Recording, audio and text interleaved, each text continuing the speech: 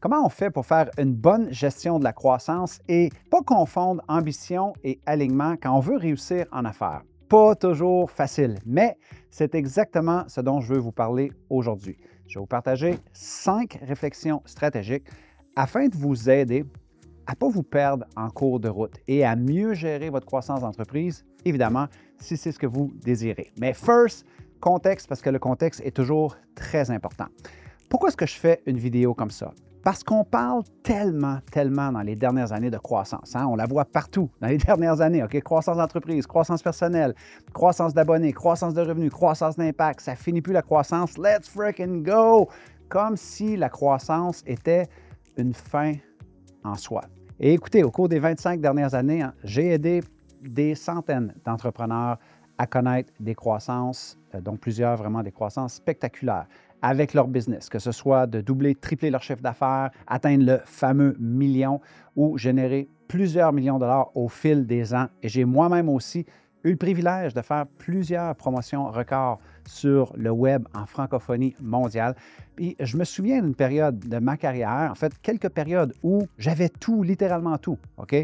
Des salles combles, un horaire de conférencier plein à craquer, une liste d'attente pour plusieurs de mes services et pourtant, à l'intérieur, j'étais vidé. J'avais littéralement confondu la vitesse avec la vitalité. Et c'est ce jour-là que j'ai commencé à ajuster ma lentille par rapport à ma vision de la croissance. Et ironiquement, le jour où j'ai fait ça, bien, ça m'a apporté plus de croissance que jamais, mais avec plus d'alignement et plus de paix intérieure. Et c'est ce que je vous souhaite. Alors, allons-y sans plus tarder avec mes 5 réflexions stratégiques pour mieux gérer votre croissance si c'est ce que vous désirez au fil de votre carrière entrepreneuriale. Numéro 1, la croissance, c'est quelque chose de neutre. C'est ton intention qui lui donne sa valeur, sa couleur, sa saveur. Qu'est-ce que ça veut dire, ça? Il y a 2 types de croissance, OK? Celle qui te permet de t'expansionner, OK? C'est une expansion, et celle qui t'épuise et qui te brûle. Et ça, je l'ai vu des centaines de fois chez des entrepreneurs que j'ai eu le privilège d'accompagner au cours des 2 dernières décennies. Il y a une première catégorie, souvent, mais cette croissance-là, c'est qu'ils cherchent simplement à exprimer davantage de leur vérité parce que c'est aligné avec leurs valeurs et avec leur vision. L'autre catégorie de croissance, souvent, c'est qu'on tente davantage de prouver plus. En anglais, on dit « they have a chip on their shoulder ». Même énergie en surface, mais 2 moteurs de croissance complètement différents. Alors, le principe que je vais vous partager ici, il est simple. Et je ne dis pas qu'il y a un moteur qui est meilleur qu'un autre. J'ai eu des périodes où je voulais prouver littéralement aux gens qui avaient eu tort de me dire que je ne ferais rien dans la vie, que je ne réussirais pas mon rêve. Et souvent, j'ai voulu prouver par anxiété. Je vous l'explique ce que ça veut dire dans quelques instants. Et j'ai eu aussi des périodes où j'étais complètement aligné, détaché de ce que les autres pensaient, rien de moins. Le truc ici, c'est simplement une prise de conscience. Okay? Faire attention de ne pas confondre l'ambition et l'anxiété, parce que la ligne peut être très mince. L'ambition bien alignée là, va toujours avoir sa place. Je ne suis pas en train de dire de ne pas avoir d'ambition. J'encourage l'ambition. Let's go! Le piège, par contre, c'est que quand on fonctionne plus à l'anxiété, on va se mettre à dire des choses comme « let's go, on vise plus haut », alors qu'en fait, on vise plus haut juste pour éviter souvent le vertige de l'anxiété qui apparaît quand ça devient plus calme, plus boring, quand on traverse une phase où on a moins de victoires, moins de récompenses, moins de dopamine, moins de win, quand on est seul et que ça devient moins stimulant.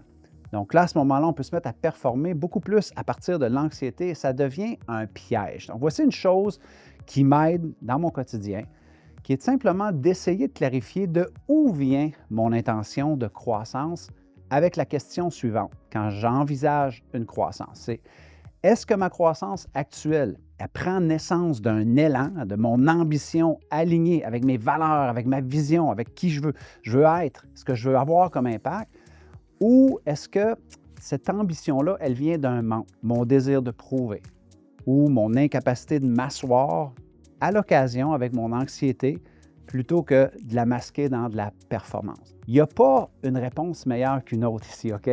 Les deux vont vous mener à une croissance. Mais l'important, c'est de connaître ta réponse à toi et de savoir qu'il y a un moteur qui va te mener à la croissance durable et il y en a un autre qui peut te faire frapper une coupe de mur. Rappelle-toi de ça. La croissance, elle est neutre. C'est ton intention qui va lui donner sa saveur, sa couleur selon tes valeurs à toi. Réflexion stratégique numéro 2. Le corps, c'est avant le mental. Donc, quand ton entreprise, elle se met à grandir plus vite que ce que toi, tu peux gérer, OK? Ton système nerveux va se mettre à paniquer. Ton corps va te le dire. Tu vas te mettre à avoir des tensions, de l'insomnie, de l'impatience, de l'irritabilité, des mauvaises habitudes qui vont revenir tout simplement dans ta vie. Quand ça arrive dans une croissance d'entreprise, il faut juste comprendre que ce n'est pas un manque de courage ou de volonté qui est en train de se produire, c'est juste ce que j'appelle un manque d'oxygène intérieur. J'ai donné un peu plus de 3500 conférences, souvent à des leaders là, qui étaient complètement épuisés, qui portaient encore le masque du succès, de la réussite à tout prix parce que c'est ce qu'on a enseigné souvent dans les livres. C'est là qu'on peut confondre être productif versus être épanoui. Et ça, ce n'est pas quelque chose que j'ai lu dans les livres, c'est quelque chose que j'ai expérimenté moi-même dans ma propre croissance d'entreprise. Quand j'ai été intronisé au Temple de la renommée des conférenciers canadiens en 2016, à cette époque-là, à 41 ans, là, j'étais le plus jeune à devenir intronisé au Temple de la renommée des conférenciers canadiens. Alors, en même temps que ça se passait, que tout le monde me félicitait pour cet accomplissement-là incroyable, je me suis surpris à me demander pourquoi est-ce que moi, je n'arrive pas à savourer pleinement qu'est-ce qui est en train de se passer. Et c'est là que j'ai compris que la croissance d'entreprise, sans un espace nécessairement pour respirer, ça devient très souvent une fuite sophistiquée. Parce qu'à cette époque-là, je faisais encore plus de 150 conférences par année. Je voyageais constamment dans les hôtels, les avions, les taxis et mon corps le savait. Et le principe à garder en tête ici, il est super simple. Rester trop longtemps en mode croissance forcée, là, okay? Le fameux « just do it », « go, go, go », qu'est-ce que ça finit par faire? C'est que ça active ton système de stress neurobiologique. Et ça, tôt ou tard, là, gang, c'est que votre corps va vous le rappeler. Et si tu n'apprends pas à gérer ça en cours de croissance, à un moment donné, ça va péter. Mais n'oubliez pas en cours de route que si vous voulez performer comme une Formule 1, à un moment donné, c'est une bonne idée de rentrer au pit ou au fameux puits de ravitaillement. Si c'est vrai pour les Formule 1, c'est aussi vrai pour vous qui allez à la poursuite de des grands rêves. Allons-y avec la stratégie numéro 3. Le vrai risque, c'est de réussir dans la mauvaise direction. Là, je sais, j'entends déjà les stoïques me dire « Mais non, Martin, l'obstacle, c'est le chemin. Peu importe la direction que tu prends dans la vie, c'est correct. Il y aura des apprentissages, des leçons, etc. » Je suis d'accord. Mais j'aimerais quand même apporter une nuance parce que souvent, ça manque de nuance. Okay? Voici ce que j'ai observé au cours de ma carrière là, des 25 dernières années en affaires. C'est que tu peux gagner le jeu de la business et en même temps perdre le jeu de la vie. Je me souviens quand j'ai coécrit mon premier livre, L'École du succès. J'avais eu le privilège de faire des entrevues avec plusieurs personnalités québécoises à l'époque, dont Julie Snyder, qui était l'animatrice chouchou numéro 1 de la télévision à cette époque-là au Québec. Et dans l'entrevue, je me souviens très bien qu'elle m'avait dit « Tu sais, Martin, j'ai l'impression d'avoir réussi dans la vie, mais j'ai l'impression d'avoir échoué dans ma vie. » Là, on remonte, c'était en 2002. À l'époque, je n'avais pas trop compris le sens de la sagesse qu'elle était en train de me livrer. Mais avec le temps, j'ai vu ce pattern-là 1001 fois dans le succès, la croissance, la poursuite des passions, ainsi de suite, parce que c'est un pattern qui arrive. Okay? Je ne compte plus le nombre de clients que j'ai pu rencontrer au fil de ma carrière, qui arrivaient à avoir la croissance dont ils avaient toujours rêvé, mais qui avaient, disons, plus d'énergie pour faire des choses qui étaient vraiment alignés avec ce qu'eux autres voulaient. Que ce soit, là, prenez n'importe quel exemple, que ce soit jouer avec leur enfant, prendre du temps en couple, s'entraîner, voyager, continuer à se former. Puis ça, ça les affectait, le fait qu'ils ne pouvaient plus faire ces choses-là ou qu'ils ne prenaient pas assez d'espace ou de temps pour faire ça. Dans des cas comme ça, ce n'est pas un manque de discipline qui devient le problème, c'est un manque d'accord intérieur. Et full disclosure ici, là, j'ai été ce gars-là aussi, applaudi sur scène, mais absolument absent de moi-même, OK? Puis aussi absent auprès de ma femme, auprès de mes enfants, à une certaine période de ma carrière entrepreneuriale. Souvent, en business, on va parler là, de cette peur-là de faire une faillite financière. Ce que j'ai pu observer, ce dont peu de personnes parlent, c'est que souvent, la faillite qui affecte le plus, c'est souvent une faillite de sens. C'est quand on se perd en cours de route vers notre croissance. Alors, voici une vérité avec laquelle je choisis d'avancer maintenant dans ma croissance à moi. Ça n'a pas besoin d'être votre vérité, mais c'est certainement ma vérité. C'est qu'il n'y a pas nécessairement de retard quand on avance et quand on va dans une direction qui nous apparaît juste à nous autres. Par contre, de l'autre côté, il va peut-être avoir beaucoup de détours quand on poursuit la vision des autres ou une vision qui n'est pas alignée avec ce qu'on veut réellement dans la vie. Okay? Il n'y a pas juste le chiffre d'affaires et la profitabilité qui comptent. Ça compte, mais il n'y a pas que ça. Stratégie et réflexion numéro 4. La stratégie qui, pour moi, a été un réel gros shift, c'est avancer dans l'ambition consciente. Le but ici, ce n'est pas de choisir entre croissance et équilibre. Ce n'est pas ce que je dis. Parce que, de toute façon, je ne crois même pas à l'équilibre. Je crois davantage à une gestion saine de nos déséquilibres. Parce qu'on en a dans la vie d'un entrepreneur des déséquilibres. Mais ça sera pour une autre vidéo. Je vous ferai une vidéo sur la gestion saine des déséquilibres. L'idée, par contre, c'est d'apprendre à les faire collaborer l'un avec l'autre. La croissance d'un bord et votre vision à vous d'une meilleure gestion saine de vos déséquilibres. Je parle souvent de l'ambition consciente avec mes clients. Celle qui, selon moi, respecte votre momentum, votre énergie et surtout la saison de la vie dans laquelle vous êtes en train de vous retrouver right freaking now. Et ça, on n'en parle jamais. Le nombre de fois que je vois des entrepreneurs se comparer avec un entrepreneur qui est dans une autre saison de sa vie. Et là, sont en train de se culpabiliser et se faire honte parce qu'ils n'arrivent pas à reproduire ce que l'autre. C'est une saison de la vie qui est absolument différente. Il faut en prendre conscience. C'est ce que j'enseigne souvent dans mes accompagnements. Comment grandir, avoir la croissance qu'on souhaite, qu'on rêve, qu'on veut avoir, mais sans nécessairement se dénaturer et surtout sans se brûler. Alors voici un truc simple qui m'aide et qui aide aussi beaucoup les clients que j'accompagne. Avant chaque projet, demandez-vous les questions suivantes. Dans cette croissance-là que j'envisage, qu'est-ce qui me nourrit?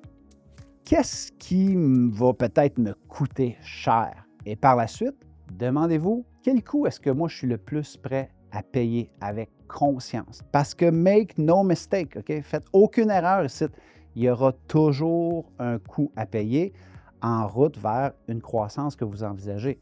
Une fois que vous avez posé ces deux questions-là, juste soyez à l'écoute de votre réponse à vous. Parce que l'écoute, très souvent, ça précède l'expansion, ce que j'appelle l'ambition consciente. Puis c'est souvent là que moi, personnellement, au fil de ma carrière, que j'ai eu mes meilleures idées, que j'ai eu mes meilleures réponses dans l'écoute. Mais pour ça, il faut se poser les bonnes questions. Stratégie et réflexion numéro 5, la lenteur. Honnêtement, aujourd'hui, c'est comme un nouveau luxe. Et comprenez bien une chose, là, of course que la rapidité impressionne. Elle a toujours impressionné, encore plus de nos jours, tout va vite, absolument. Elle a absolument sa place en business, la rapidité. Mais voici ce que je veux que vous preniez en considération. La rapidité impressionne, mais c'est la lenteur qui transforme. Que ce soit la richesse, une relation de couple durable, un corps en santé, un VO2 max au-dessus de la moyenne, monter un parc immobilier. Faites vos propres liens par rapport à vos propres désirs de croissance. Et faire du temps, mon allié, c'est probablement une des leçons les plus puissantes que j'ai eues quand j'ai quitté une vie sédentaire à plus de 250 livres pour ensuite compléter plusieurs compétitions Ironman, autant des pleines distances que des demi-distances. Et la leçon est la suivante. Tout le monde est fort les 10 premiers kilomètres. Mais ce qui sépare souvent les finishers, les gens qui terminent, des personnes qui sont absolument épuisées et qui abandonnent, c'est souvent ce qu'on appelle la gestion du pace. Donc, le luxe du pace ou le luxe de la lenteur, c'est de savoir avancer sans se brûler et surtout de mieux gérer la tentation de faire plus vite pour privilégier de l'autre côté, peut-être tenir un peu plus longtemps pour aller un peu plus loin. Voici une question stratégique qui fonctionne super bien pour moi. Avant d'accélérer vers une croissance que j'envisage, je me pose la question suivante. Est-ce que je peux tenir à ce rythme-là encore longtemps? Et si la réponse est non, je ne suis pas en mode gestion saine de ma croissance, je suis plutôt en sprint et je ne vous apprendrai rien ici. Tout sprint qui se transforme en mode de vie va finir par frapper un mur à un moment donné. Maintenant, au cas où je n'aurais pas été assez clair jusqu'à présent dans ma vidéo, à la question « Faut-il viser la croissance, Martin? » Parce que j'ai des clients qui me le demandent constamment. Ma réponse est la suivante. Absolument oui, mais pas à n'importe quel prix et pas de n'importe quelle façon. C'est faux. Le but, c'est de faire croître ce qui vous rend vivant, pas ce qui vous rend vide, puis encore moins ce qui n'est pas soutenable sur la durée. Donc, avec le temps, essayez de mesurer votre réussite autrement qu'avec des chiffres, un algorithme, une audience. Relaxez avec ça. C'est relatif à tout le monde, la mesure du succès, et c'est important que vous ayez votre mesure. Pour certains de mes clients, c'est la paix d'esprit. Pour d'autres, c'est la famille, la santé, les relations, une vie sociale, voyager. L'important, c'est que ce soit vos unités de mesure à vous, pas celles des voisins et encore moins celles d'un influenceur sur les médias sociaux. Mes mesures ne sont pas vos mesures. Ayez vos mesures de réussite. Alors voilà les amis, j'espère que vous avez retrouvé de la valeur dans cette vidéo-là. Et je suis curieux de vous lire toujours dans les commentaires laquelle de ces réflexions-là stratégiques sur les 5 que je vous ai partagées vous parle le plus et que vous auriez peut-être intérêt, avantage à appliquer dans votre façon de regarder votre croissance à vous. J'ai hâte de vous lire et évidemment, si vous n'êtes pas encore membre, simplement cliquez sur la petite cloche sous cette vidéo-là et la prochaine fois que je libère une nouvelle vidéo, vous serez les premières personnes informées de cette nouveauté-là. Et jusqu'à notre prochaine communication, soyez reconnaissants, reconnaissantes, célébrez la magie d'aujourd'hui et merci de tout cœur de faire partie de ces gens-là qui ont le courage de vouloir bâtir un monde meilleur.